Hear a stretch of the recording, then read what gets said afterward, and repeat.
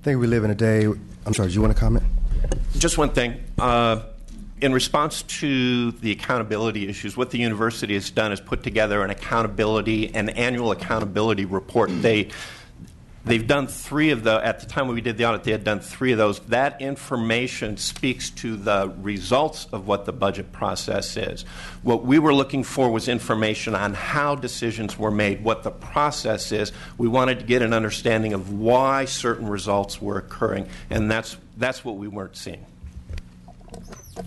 Thank you very much. A bit of time has passed since the university's budget process has been revealed. I strongly have some concerns as it relates to the budget process. Therefore, I'm requesting an audit of the university so we can make some assessments and see if their corrective measures have been implemented and, in fact, been made. And so I'm requesting an audit be done forthwith to that particular end. I think Mr. Medina had a question, comment? In that vein, as we move forward, and we look again at UC and their budgeting,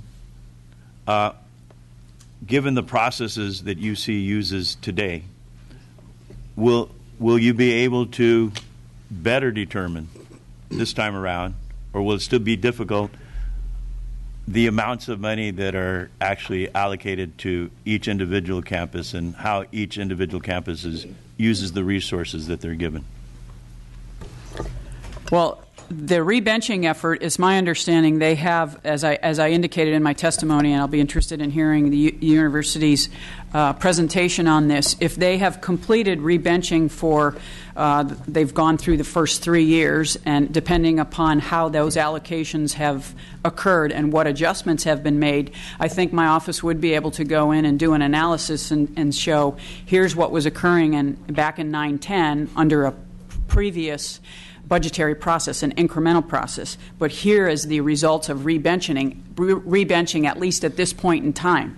As the university indicated, they still have 3 more years to go. I don't understand, and I'd be interested in hearing exactly what has occurred thus far. So we would be able to, if we do go in and conduct an audit, and if that's a particular issue that the audit committee decides my office should look at, excuse me, I think we would at least be able to give you a status of they've completed 3 years of rebenching, and what has that done? How have the allocations per student changed as a result of this new process? And Ms. Campos? Actually, a couple of follow-up questions.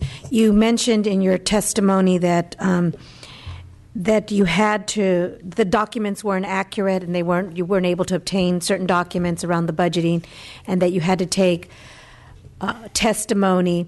Since that's happened, are you confident now that they've have measures that if you go back, you'll be able to capture that data with hard copies, or will you have to go through the same process of testimony? I'm a little concerned sending you back out there and knowing that maybe the system hasn't changed to be able to capture what you need to report back again. Unfortunately, I don't know where they're at now. I know what they've responded to me with the status of their recommendations. They've led me to websites. They've led me to documents that actually explain how they have implemented our recommendations in a number of cases. But as our table of recommendations show, there's still 2 that are still outstanding. So until I get out there, or until we get out there, it's going to be difficult to determine what level of documentary information an audit team would have to rely on versus what level of testimonial evidence we would be able to rely on. So we could possibly be in the same situation that you were in the first time? Possibly. I think the representative from the University of California would be able to address that. Okay, thank you. Mr. Sawyer? Thank you, and thank you for your report. And I'm very familiar with your reports. You do excellent work, and actually, this is kind of seems a little eerily familiar to me. With the courts, for example, there's an operating overhead group that makes all the budget decisions for everyone else, and the money should flow down to basically the people who actually do the work. And in the audit, the judicial audit you did for me, you found, as you looked at how the money flowed, and this is all about transparency, opportunities where we could reprogram, or we found out that there's hundreds of millions of dollars that were spent at the upper level that should have probably gone down to the lower courts. And with what the both chairmen are asking now, is that something you could also look at? But more importantly, have you looked at that right now, especially as far as transparency is concerned? Are there monies that are being held back or have been purposed or should be repurposed in another fashion, or you don't have access to that information that we could make some comments on as a committee to look at from the legislative standpoint? Mr. Jones-Sawyer, I'm not sure that we would have that information from the 2011 report. We specifically looked at state support. So we looked at general fund money that was appropriated to the university system and how the Office of the President, certainly the high level, was allocating those funds to the various campuses. In addition, there was some incremental tuition increases that the Office of the President, again, included in the allocation methods. We didn't specifically look to see if there was revenue that was being held back by the Office of the President when it should have been perhaps allocated to the campuses. We don't have that type of information in this report. Nothing came to our attention with respect to that. Is what the chair is asking now, is that something that could be incorporated or something we could look at? I understand that the chair has, as he's described, is interested in requesting an audit. I know there is a JLAC hearing coming up in early March, so I would assume that if the chair is interested in this type of information, he would include that in his request. So I would defer to the chair. Okay, thank you. We'll certainly do that. Senator Lara? Thank you, Mr. Chair. Good to see you again, Madam Auditor. In 2015, the UC response to the auditor annual reports, it stated rather than reducing state funding provided to any campus, rebenching should be implemented in a way that seeks to bring all campuses up to current and highest level of per student funding. This requires obviously additional state funding, which seems to be the number one answer we get from the UC for everything. We need more money, more money. Has the UC rebenching committee made any efforts to assess whether the current funding per student levels can be redistributed towards other campuses before making this claim? Again, I'll ask Dale to assist, but Senator, I don't know that we would have that information because what the status reports that we are receiving from UC is essentially telling us this rebenching project is underway. They're in their third year. They expect to complete it in another 3 years. We haven't gone and drilled down as we would in an audit and say, okay, what steps have you taken? Have you tried to stay within the existing state support and tried to reassess how much to allocate to the various campuses? So we haven't drilled down that deep. Understood. Maybe I would respectfully request our chair to maybe add a question on the rebenching issue in your audit. Thank you. Thank you very much. Mr. Medina? Yeah, Los Angeles Times today has a story about out-of-state and international students and the discussion of charging those students more to offset the tuition of California in-state students.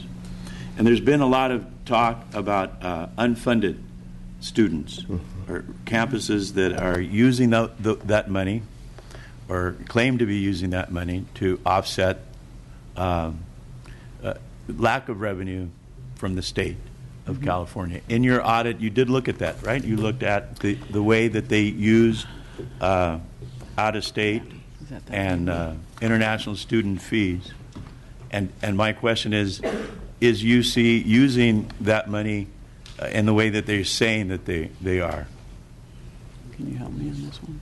So you're right, Mr. Medina. We did look at that issue in the audit report and looked at state funding over the 5-year. We looked at a 5-year window. The tables we handed out was specific to fiscal year 9-10 when we were trying to identify the amount allocated per student by campus. But we did look at a 5-year window starting with fiscal year 5-6 through 9-10 to look at all the revenue sources for the university and looking at tuition and fees, and that tuition and fees had been increased significantly, a 47% increase from 5-6 to 9-10, and then looked at state support, and as we all know, the state was in a fiscal crisis and there was a drop in state funding, and we did look at the individual campuses trying to get more non-resident students to come to the university system because those students do pay much more than in-state students. I don't know if we did a thorough analysis of what actions those individual campuses were taking and whether or not they were really driving more applications or looking for more non-resident students to try to drive up their revenues. So I don't know if Dale could assist with this. What we did is we took a look at the number of unfunded state-supported students as part of the report. Essentially, all we were trying to do is to gauge an idea of the size of the number of unfunded students. We did not get into any of the specifics related to non-resident students and the tuition that they were paying, the higher tuition that they were paying. We were just attempting to quantify.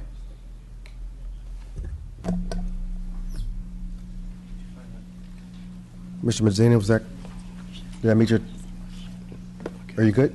Yeah. Okay. Again, I think that the point has been driven home that why another audit request is important.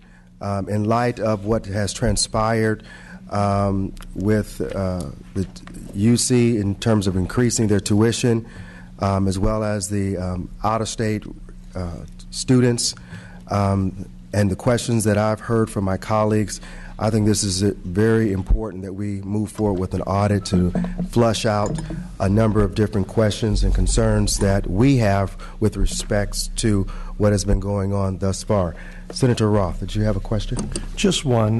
Madam Auditor, given the high cost of healthcare education, particularly medical school education, and the fact that there is money that apparently moves back and forth from a variety of sources at these UCs with medical schools and perhaps with university hospitals, would it be better to have a chart that splits out those UCs with medical schools and university hospitals so we could have a clearer comparison of the per student allocation on those campuses without those institutions?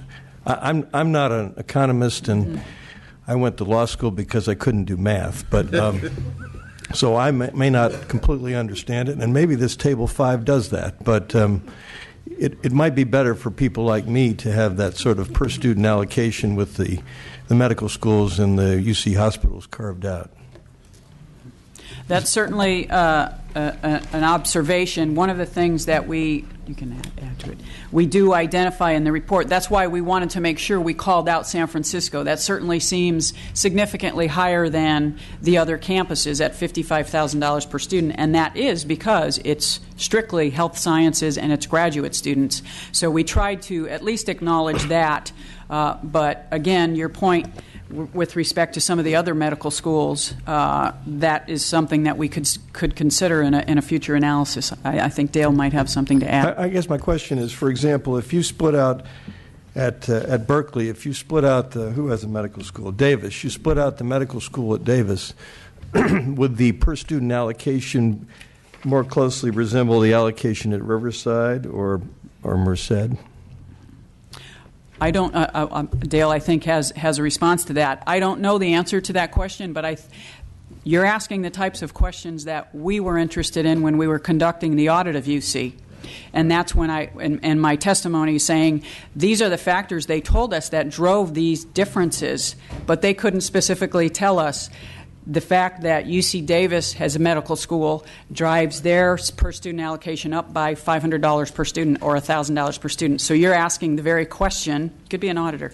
The very questions that we were asking. I doubt that. We were asking the university at that point in time. So I think that's an important question to ask. And if we do a future analysis, depending upon, again, what the university has at this point in time, Ms. Campos asked a good question too, we would really need to determine, based on how much rebenching they've done and how much of this additional budget process that they have documented, and what materials would they have for us to look at to try to get at the answer to your question right there, which is very similar to the questions we were asking back in 2011.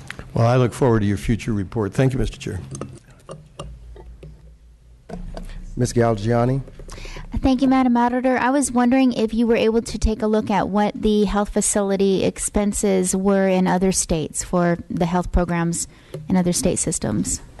We did not look at other universities in other states. I would think it would be important to just have some kind of a comparison just to see if California is in line with what other states have.